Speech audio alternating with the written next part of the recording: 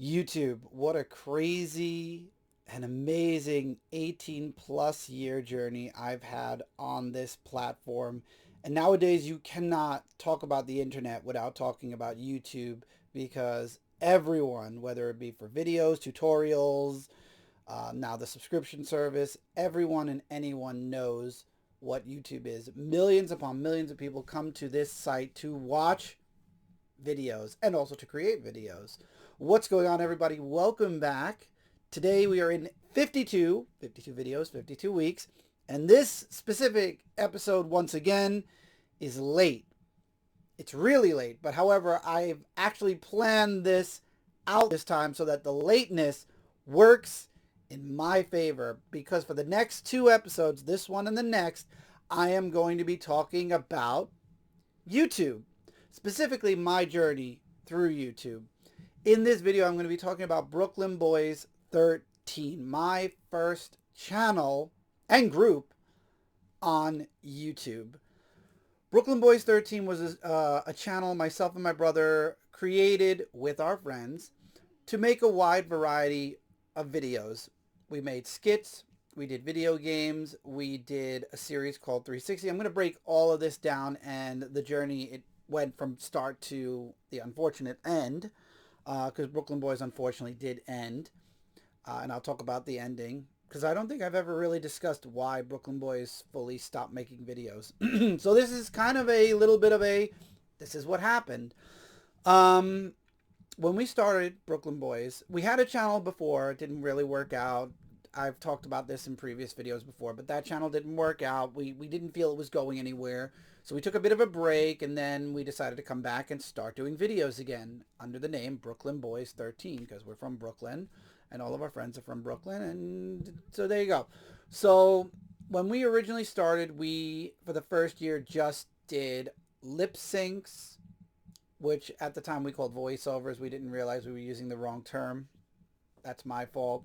Young, first starting off doing videos. These were the first videos I've ever made for a wide variety, like a wide audience, not wide variety videos for a audience of millions, depending on if they click the video.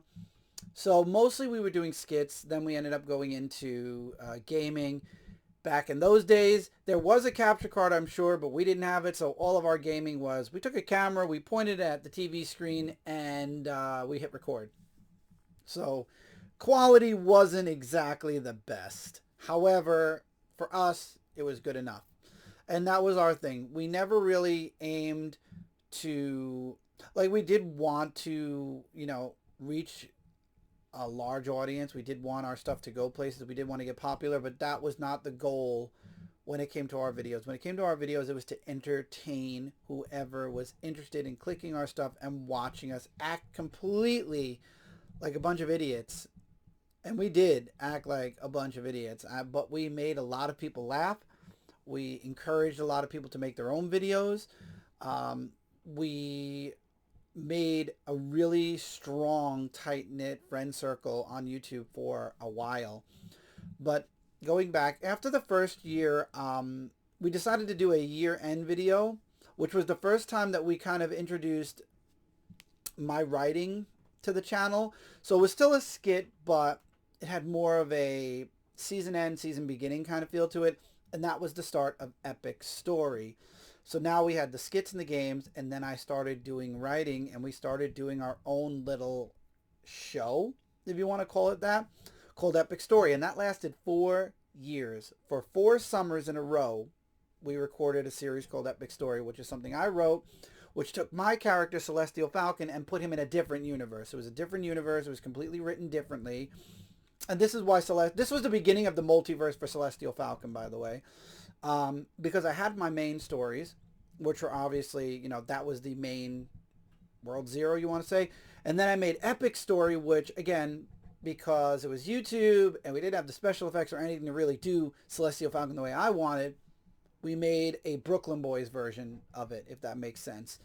And for 4 seasons, we went hard with that series. Now, the first season, funny enough, there really was no first season. The first season was basically the finale which was basically just summing up everything we did in Brooklyn Boys for our first year on YouTube. So there really was no first season.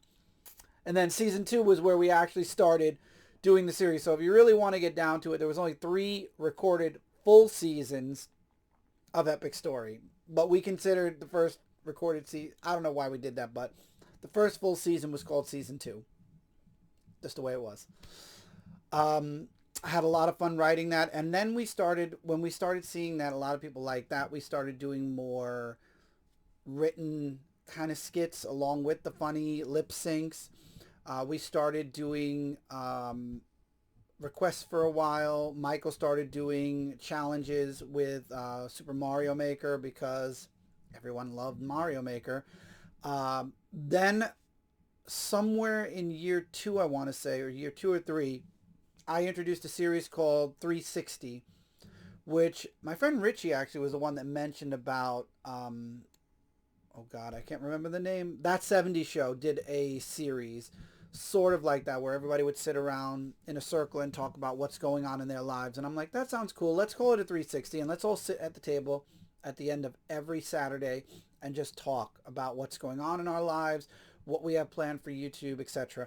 And that series actually became one of our more popular series on Brooklyn Boys because people got to see us being us, not acting like goofs, not, being competitive, with each other because we had the Ultimate Smash tournaments, which I'll talk about that actually. I mentioned gaming. I should specify that one separately. I'll do that in a minute. But they never got to see us just sitting down like we are in our actual way of talking, our actual way of hanging out, who we were, and just talking about life and everything else. And those videos really went far as well because everybody got to see us for us and not the acting that we've done or the gaming that we've done. And that series really was something. It was a staple for our weekends, and it was a staple for everybody who watched our stuff. Now, I did forget to mention the Super Smash Brothers tournaments that I created. Originally, it was supposed to be like a punishment. It was supposed to be like 30 lives, and you have to fight, and whoever lives, whoever survives the 30 lives, they were the champion. It was like an ultimate. I remember it was Super Smash Brothers Melee, I believe, or it was Super Smash Brothers.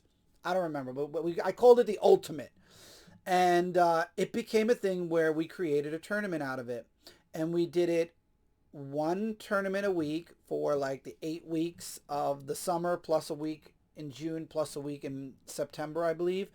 And whoever got the most wins by the end of September was the Smash champion of the summer. And we did that for multiple years, all the way through until the Switch. I don't believe we did one for the Switch. We ended with the Super Smash Brothers game on the Wii U. But that was another staple that people came. I'm sure everybody skipped to the very end because who wants to sit through? Because I kind of ramped it up as we went along each episode. I added another 10 lives. So at the end, I believe we were at like 80 lives or something like that. So the last, and back then there was like a limit to how many minutes per video you could have on YouTube. So we only had 15 minutes per video. So we were in like 7 or 8 parts of the tournament. And we had to recharge our camera because back then we also had a camera that worked on battery, not like this one that you could plug in, or not like the others that I have now that run on lithium that you could plug in, to keep the battery charged. They were limited. So we were limited doing a lot of stuff. But we did it. And I'm sure people skipped right to the end to see who won. I know I won one year. Mike and Kevin kind of won every other year because they just were better. And we had a 4th person hop in and out. We had Joe hop in and out for a time. That was one of our other friends. I believe we had other people just like poke in not to be a part of the tournament, just to be a 4th person for a while. But the main tournament was mostly just the 3 of us. And we had a lot of fun doing those. I had a lot of fun doing those. Obviously, Link was the only character I used because he was the one I was most used to. I mean, I did use Captain Falcon a little bit. And Ike. I used Ike a bit. But Link was always my go-to. I feel like with Brooklyn Boys, I grew up with that channel. Because when we started, I was 19. And we went all the way until I made my solo channel. When I made my solo channel, we still continued doing Brooklyn Boys for another year or two. But then things started to trickle down because life started happening a little bit more, because we all started like work. Like we all start. Well, I had a job when we started YouTube, but like Mike started working then, and then Kevin started working, and then certain weekends we just couldn't meet up, and that's when things started to trickle down for Brooklyn Boys. But we all still had our individual channels. Um, then unfortunately some other life things happened, and people got in the way, and then we also started another group, which I'll talk more about with Dark Avenger, but I will mention Mike and I did go off to start a comic book group, which was Comic Frontline. Now it's called Comic Book Weekly, but it was Comic Frontline. Originally started as Dark Avenger Inc. So we spent a lot of time working on that channel, in that group. So working in another group plus our individual channels took a lot of time away from Brooklyn Boys. And we did want to keep Brooklyn Boys going. We wanted to keep the main stuff going, the Ultimate Smashes, the 360s, you know, a couple of skits here and there. But unfortunately, like I said, things happened in life, and that took a lot of us away from doing Brooklyn Boys. And then Kevin stopped coming on Saturdays due to, you know, being busy, other things going on. And then inevitably Michael ended up moving out of the house, and then Michael moved out of Brooklyn. I'm not here to talk about that situation, because I know a lot of my friends, especially after Michael moved to Staten Island, a lot of friends started reaching out to me because, and this is full disclaimer, this is not something that should surprise any of you, because most of you have written to me. Michael went excommunication from everyone, myself included, my mother included. So hearing from Michael was scarce to none. And it was at that point where I started saying, I'm the only one left. I mean, I did offer Kevin to come hang out, and unfortunately our schedules just, you know, didn't work out. So I made the executive choice to, when I didn't make a Brooklyn Boys is Over video, but seeing as it's been about 5 years since we've done a video, I did try to bring Brooklyn Boys back by myself, and it just became too much. And I felt like it wasn't Brooklyn Boys, it was me. And then now here we have Dark Avenger Entertainment, which is what you're watching now.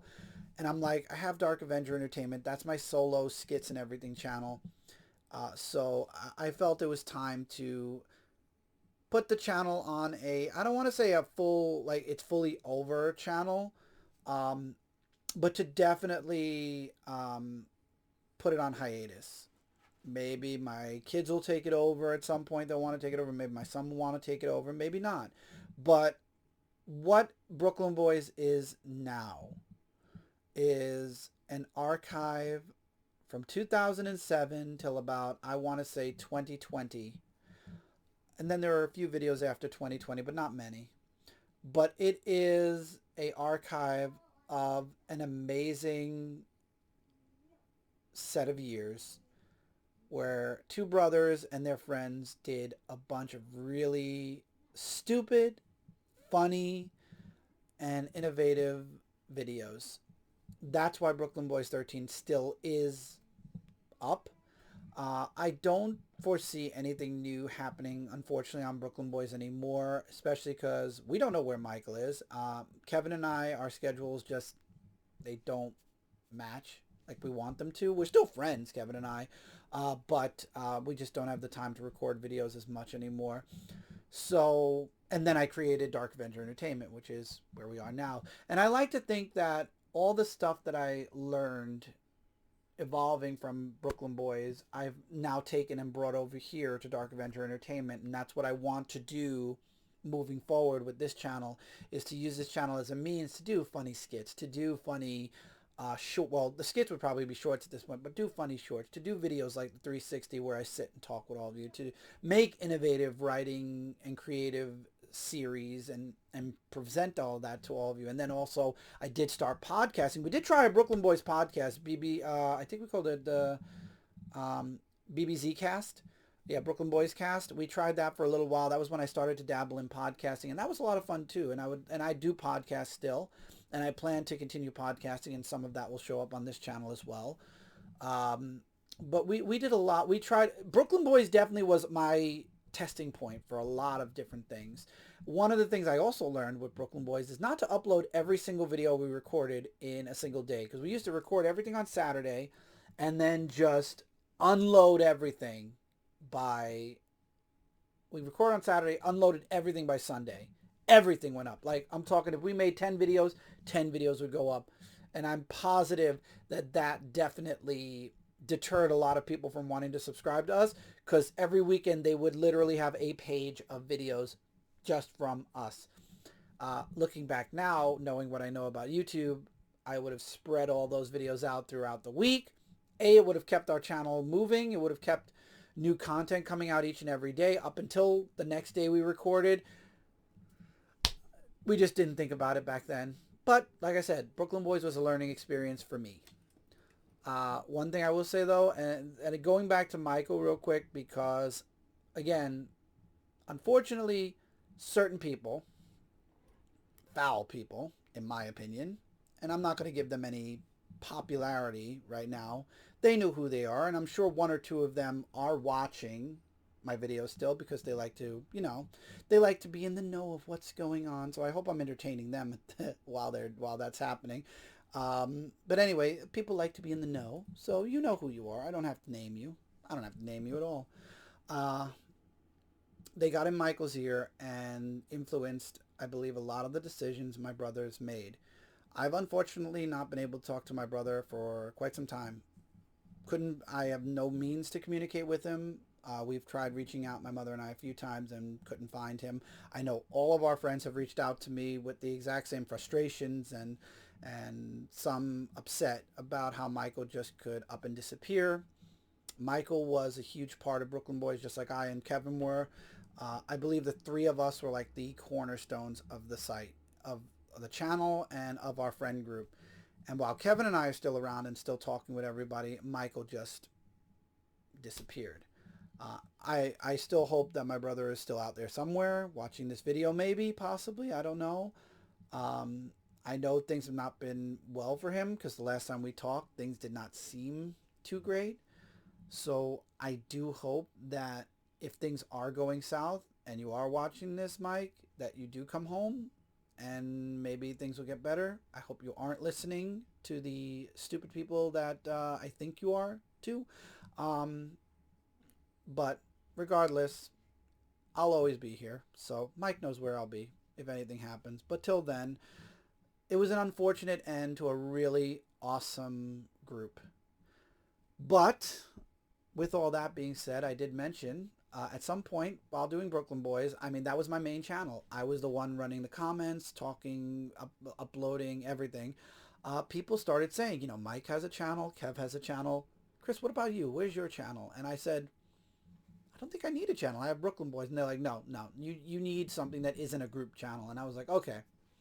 So I sat down and I started thinking, what do I like? What do I like more than anything in this world? I have no idea. What stuff do I like? And that's when I came up with Dark Avenger C86, a channel that focused on comic books. And that, my friends, is for part 2. But yes, that's where I went into my own solo channel, and so much more happened from then. So stay tuned. When we get into part 2, I'll be talking about Dark Avenger, my journey there, and where it led to where we are now with the Dark Avenger Network. Okay, with that, again, Mike, if you're out there, I hope this reaches you. I still have a podcast where I'm going to be talking about a lot of the things that have gone on in that regard anyway. And if any of the people, by the way, who are, spying, I will say this. One person sent me a text once, and she knows who she is. I will say something. After years of letting it marinate what you said, you're right. I am absolutely nothing that I was. I am way more now. So thank you for recognizing that before even I did. See all of you literally in a couple of days for part 2.